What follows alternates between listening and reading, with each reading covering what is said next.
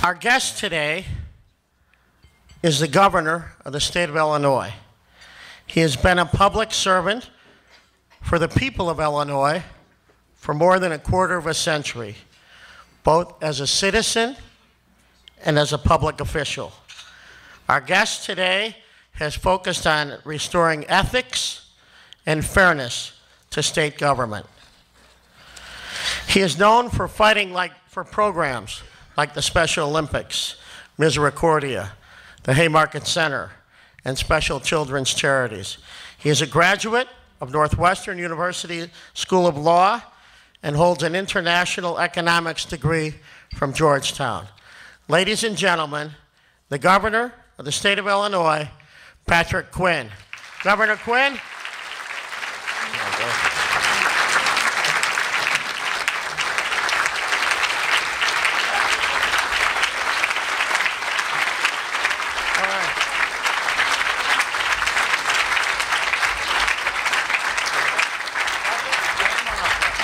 Thank you. Well, I really appreciate the opportunity to be here with the City Club. I want to thank Jay and all of the board members for your commitment to public dialogue, and I've been here a time or two, and I thought today was an important day for our state, so I wanted to come to an important place, and that's why we're here. I first of all want to talk about being here earlier this year. In February of 2012, I made an address, the budget address and the State of State address, two speeches in February, and we talked about the need for a rendezvous with reality in our state of Illinois and the importance of moving forward. That Illinois, in order to move forward, had to deal with some challenging issues that had been postponed for long enough. And I think I wanted to come here today to report on our progress. I'm going to read a few things that we've been able to do in the course of 2012. For the first time, we adopted a budget for the coming fiscal year that actually is not only balanced, but has $800 million in savings. Now, that's the first time in a decade that's happened. We're going to use that money to pay down more than $1 billion in bills that the state of Illinois has that have accumulated over many years. We have more to do. But the bottom line is our fiscal 13 budget that we just enacted, that I signed in the end of June, is lower in 2013, the coming fiscal year, than it was in 2008. We've had to cut operating expenses all across state government. We have a lot more to do. We've restructured our Medicaid program. When I was here earlier, we talked about that, but if we didn't reform and restructure Medicaid, about $2.7 billion had to be reduced in liability. If it continued on its present course, we would have, within about 5 years, had a $17 to $20 billion deficit in just that one program alone. So we had to make some very challenging changes in order to maintain care for those who need it, but at the same time we had to restructure the system. We had to improve government efficiency. I had to close 57 different state facilities across Illinois, including prisons and developmental disability institutions, mental health institutions. We're rebalancing. We believe in community care with respect to helping those with developmental disabilities and those who have mental health challenges. We're in the middle of that process, but the model of institutions, we're reducing those and eliminating those institutions to go to a better place. We ended a program that's been marred by fraud and abuse and corruption over many years. The political scholarship program that too often legislators abused, not all legislators, a number of them used it properly, but too often there was story after story of abuse in this system. We ended it once and for all. We also enacted a hiring veterans jobs tax credit. It's our duty on the home front to take good care of those who have borne the battle. And that's what we're doing in Illinois. We want to make sure there are not only good educational programs and health care for our veterans returning home from Afghanistan and Iraq, but also, most importantly, a job. And so we're working with our employers with a job tax credit that we've enacted, put into law to help employ the veteran. We also work together to reform our Enterprise Zone program in Illinois. It's a program that business strongly believes in. We've opened that program up, we've reformed it, renewed it. Look forward to signing that bill very shortly in the month of August. It's something that's important to our business climate in Illinois. And also important to our business climate is building and making things. Our Illinois Jobs Now program, which we enacted 3 years ago, capital construction program, continues day after day, week after week, month after month, to build roads, highways, bridges, rail systems, improve water systems, lay fiber for high-speed internet, building schools, rebuilding schools in an energy efficient way. All of this is important to our state. A year ago, if I was standing here, our unemployment was 9.9%. Today, it's 8.7%. It's still too high, but in the last year, more than 104,000 people have gotten jobs in Illinois. And major companies like Ford on the south side of Chicago have 3 shifts. Chrysler in Belvidere, Illinois, that had 200 jobs when I got sworn in, this summer have 4,500 jobs. Mitsubishi in Normal has a new product line and more than 1,000 jobs. A new company has come to our state, Nippon Shiro, building rail cars, and that's something we want to continue to do. Manufacturing and building things, that's something that Illinois is good at. We've been able, in the course of this past year, to improve our manufacturing jobs. We have 20,000 more manufacturing jobs in Illinois than just a short time ago. More to do. We've taken these serious steps, I think, both in the government level and working with business and employers and those who work for those employers to make our state a better state in the first 6 months of this year. But we still have one major step that we must enact in order to make our state a better place. It's stymied many things over many years, and that's pension reform. And that's what I'm here today to talk about. It's important to realize that when we have to pay enormous amounts of money for our public pension system year after year, more and more money. In 2008, the state invested $1.7 billion in the public pensions. Now, this past fiscal year, it's about $5.2 billion, 3 times as much in a short period of time. When that happens, that stymies everything else that's important to us in state government. Our education, our health care, our human services, our public safety. These are core priorities of state government, but they receive less and less resources if we have to put more and more into a public pension system that needs fundamental reform. So that's what we're here today to talk about. It costs us every day in Illinois, if we don't reform the system, the liability in the public pension system goes up by $12.6 million every single day. So tomorrow it'll be another 12.6 and on and on. The aggregate liability, $83 billion. I didn't create this. I became governor in January of 2009. I inherited this challenge, and we must address it and we must reform it.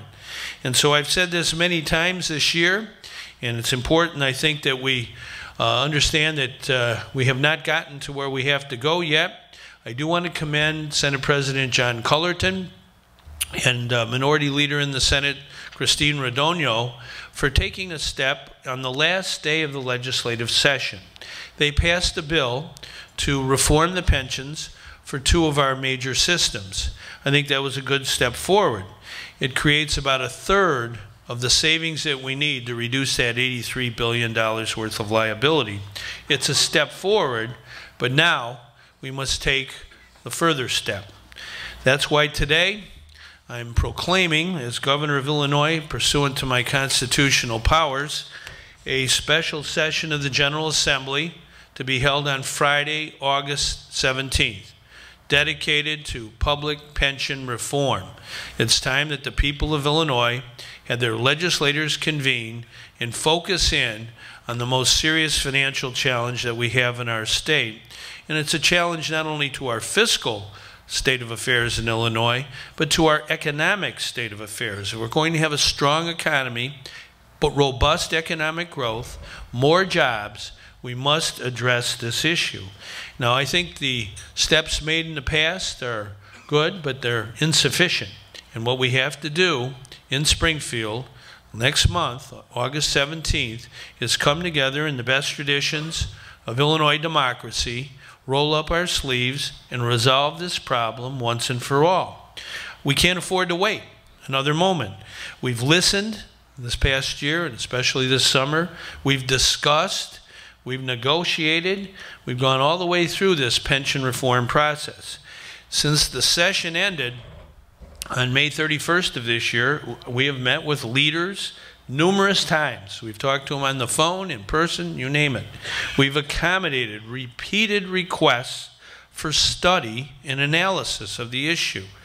We've provided the numbers, all the numbers. Very complicated issue, but lots of numbers. And it's very clear from the numbers that the school districts of Illinois and the suburbs and downstate can have a stake in the contracts they negotiate with their own employees when it comes to retirement costs. For years and years, these particular districts have had the state of Illinois, all of us as taxpayers, pay their retirement costs. That's not an accountability principle. That's the opposite of accountability, and it's time that we address that. We cannot afford, if we're going to reform our pensions in Illinois, to have a situation where the issue of pension reform goes unaddressed, the pension number goes higher and higher, above $5.2 billion, year after year it gets bigger and bigger, and what happens because of that? We have to reduce our investment, our annual investment in education. This year it was $210 million was reduced from general state aid. That hurt Chicago School District, it hurt the suburban school districts, it hurt the downstate school districts. Every single one have less money from Springfield because we have to put more money into our pension payment. We want to pay that full payment. I'm the first governor in a long, long time to actually pay every year the required amount to be put into the pension system. One of the problems is in the past, previous governors, previous legislators didn't do that. I believe in accountability, and we invest every year putting our full payment in. But because of that, and we need that money, we've had to reduce our investment in the general state aid for education. That has an impact on every school district in this state, and it has an impact on property taxpayers. If we continue on this path, where the state has less and less of an investment in education, there'll be more and more pressure on local school districts to raise their property taxes. So that's why we must call an end to that process and go forward with a full-scale reform that's good for students, good for property taxpayers, good for everybody in the state of Illinois. We have to transfer from the state of Illinois to suburban and downstate school districts the responsibility when they have employees to pay for their retirement costs and not to be able to shift that to the state. Now, this isn't going to happen overnight. It's going to take 12 years, a 12-year phase-in. Someone born today, a little baby born today, will be in middle school when this process of transfer is fully completed.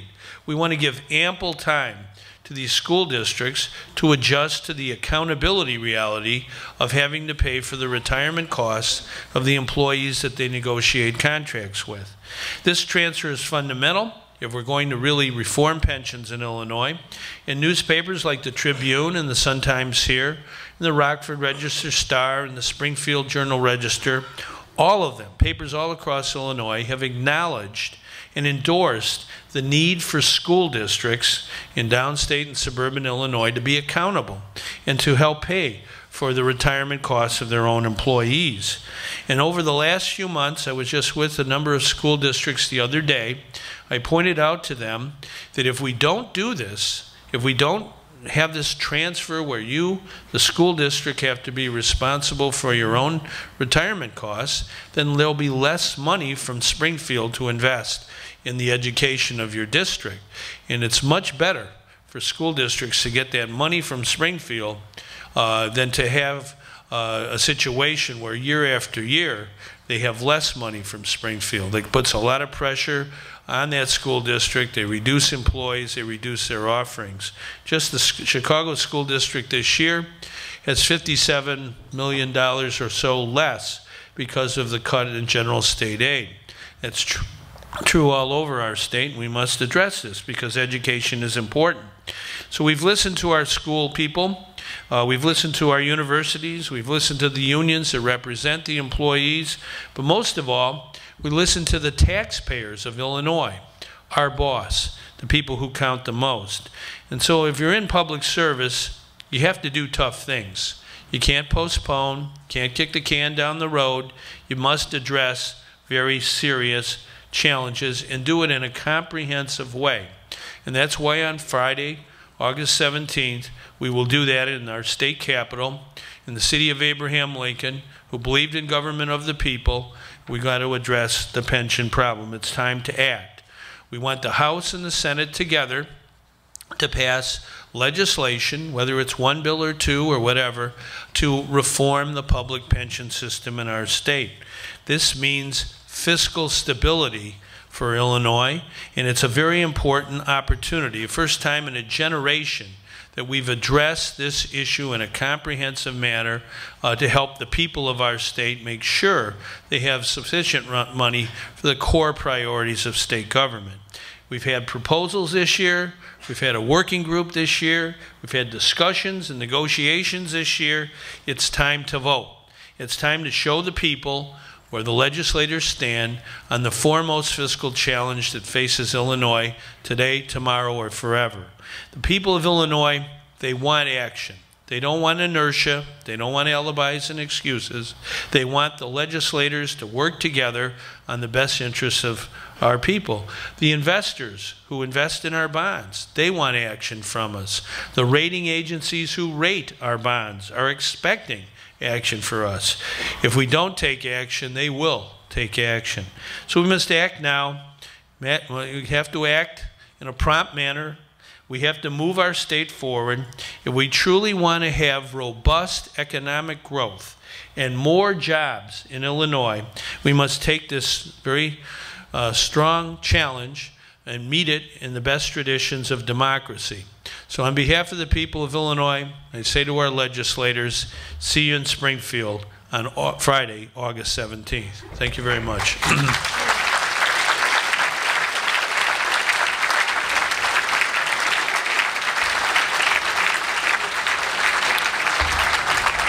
Okay, well, I think we're going to have questions. Aren't we here, Paul? Yeah. Okay. Carolyn, come on in. Don't be embarrassed. This is a city club. There's no such thing as embarrassment. Okay. There you go. Very good. First question is anonymous, which is one of my favorite people here.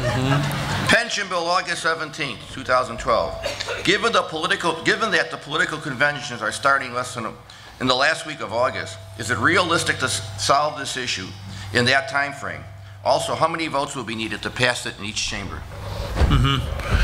Well, I think we can't afford to wait. After May 31st, we've spent all of June, all of July studying and analyzing and getting these numbers and doing these studies.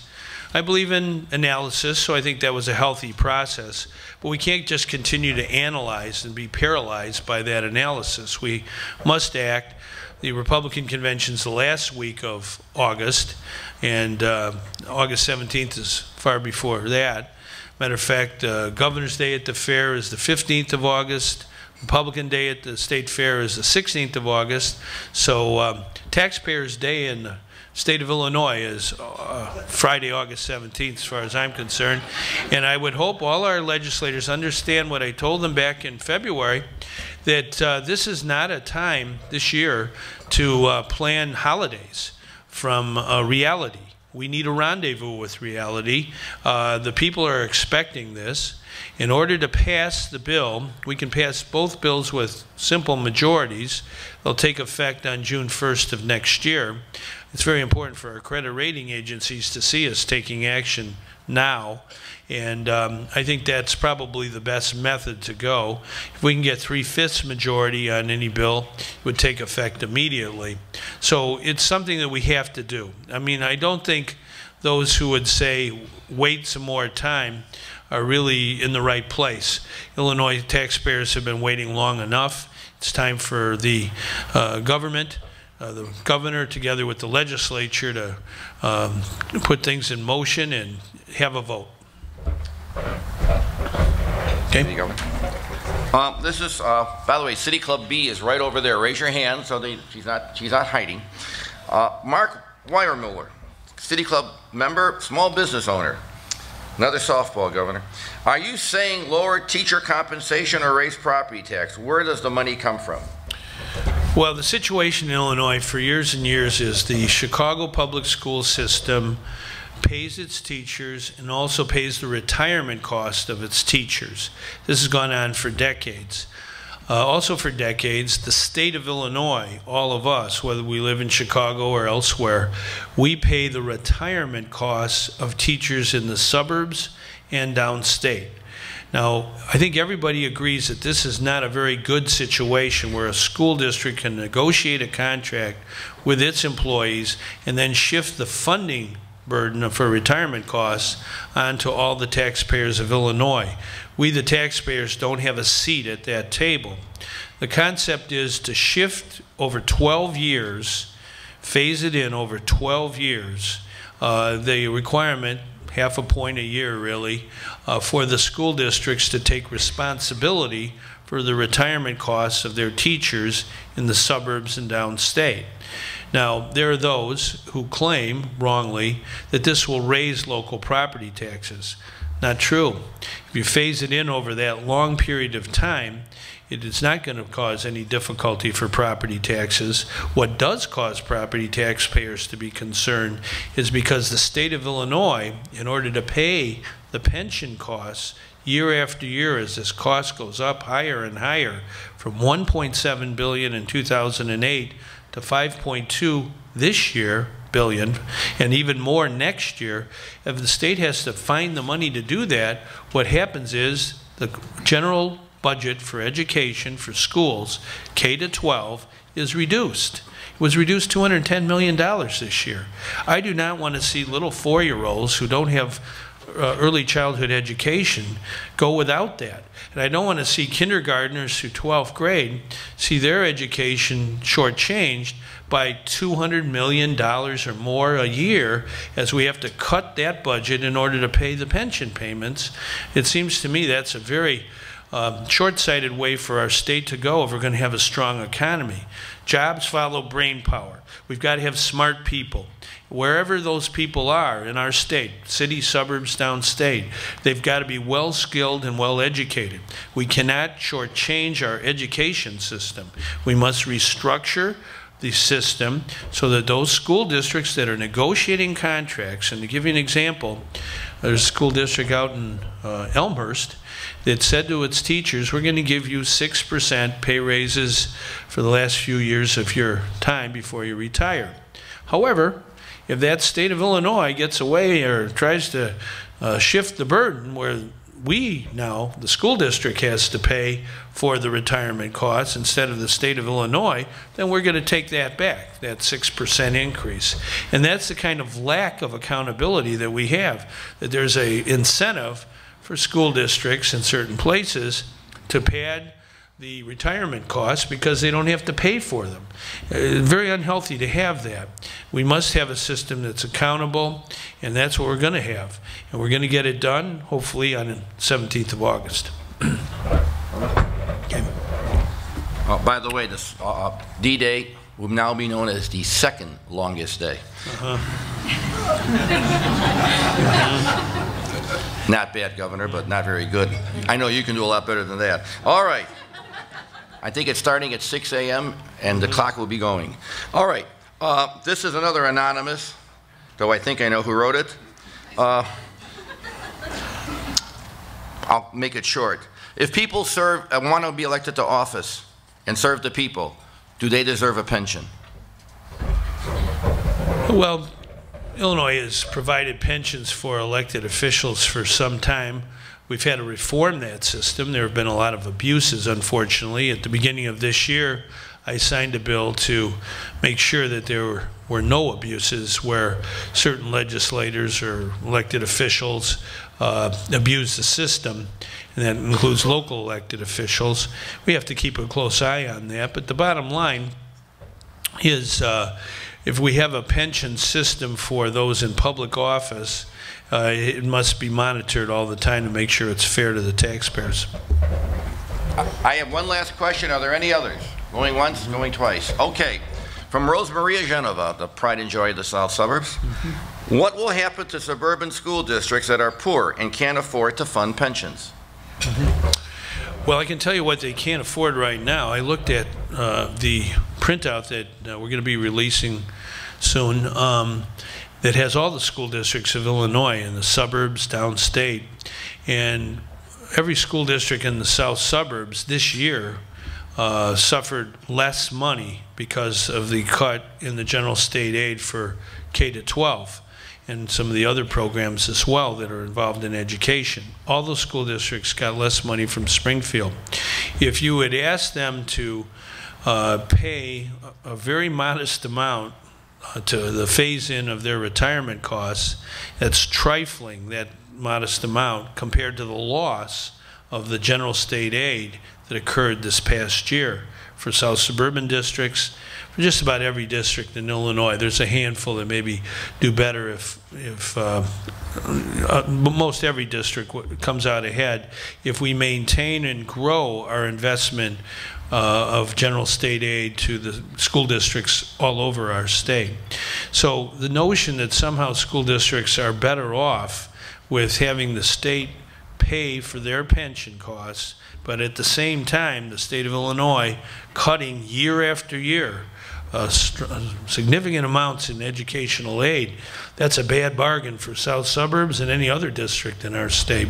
So we have to really deal with this issue. It's all about accountability. It's all about making sure that those who are at the negotiating table, negotiating contracts with teachers and school personnel, do it in a way that understands that they have to pay for those retirement costs over a 12-year period. And I think that's a reasonable bargain to reform a system that's out of control in Illinois, that will cost us many jobs and will hurt our credit rating, and when we try to build things and issue bonds, we'll have less money because of those costs. To put this in perspective, I believe if somebody retired in 1992 with a $60,000 pension, because of the current rules that we're trying to change in a constitutional and responsible way, and doing it in a way that is consistent with the Illinois Constitution, a person with a $60,000 pension in 1992, if we look at what they are today, 20 years later, their pension's about $120,000. Now, we just can't afford that. We have to reform those rules. We cannot have someone's pension essentially doubling in about 20 years. It's not good for our state if we're going to invest in schools, health care, public safety, and definitely take care of people with human services. So we have to do this. It's my job, falling upon me to get the job done. I think we're relatively close. The principle of accountability, all the legislative leaders agree that school districts should not be exempt from accountability. How to implement that has been a sticking point, but I think a 12-year plan requiring school districts outside of Chicago in the suburbs and downstate to begin to pay their retirement costs. They pay about ½ a point a year for 12 years. That's a pretty reasonable plan that protects property taxpayers, helps students make sure they get enough money from Springfield for their education, and definitely helps our economic climate in Illinois to be very robust when it comes to growing jobs. There's a reason why Chrysler picked Belvedere to build a new Dodge Dart. The CEO of that company, Sergio Marchioni, he told me when I met him there, He said it's the workers of Illinois, their skill and their education, that led us to locate this plant and this product right here. Same thing that Ford said, same thing Mitsubishi and Nippon Shiro. We have very well-educated workers who not only manufacture things, but they are involved in knowledge industries that change the world. And I think we have to understand that if we don't invest in education properly, then we will suffer economically. Okay. One more question from the moderator of all people. Since I taught the course this summer on the state budget, no, I did not pass out hemlock. Is the pension transfer the only hurdle you see on August 17th? I mean, is that going to be, once you get that, the deal is done? Because there are so many other plans out there. And are you going to support Cullerton's plan, and that's the one you're going to push? Well, I mentioned a moment ago that John Cullerton and Christine Radogno in the Senate at the very last day passed a reform plan for state employees and the General Assembly retirement system. I think that's a good start. We certainly want to do that, but we want to get the whole job done. I don't think it's good for our state that we stumble along. We need to roll up our sleeves and take on the big challenge, which is everything. And that's why I've called a special session for the 17th of August. I expect the legislators to be there. You know, I told them in February, don't make summer plans without understanding that if we don't solve all of our challenges, we may have to be back here in the summer, and we will be. And we really need everyone in this room and all across Illinois to understand that the only way this happens, this change, this reform, and it is necessary to have the school system looked at and reformed, this transfer of responsibility. But the way it's done is really pressure from the taxpayers, from outside. The most powerful force in our society is inertia. Legislators are not exempt from that. They would just as soon not do everything because it's an election year and November 6th is around the corner. But that's precisely why we should do it, because voters expect before an election those members of the General Assembly to do things in the public interest for the common good. That's why we're here. Our state has been plagued in the past by leaders, unfortunately, who weren't motivated by the common good. I have two predecessors. They're both in jail right now. Who ever heard of that? And part of their lack of leadership was not addressing this issue.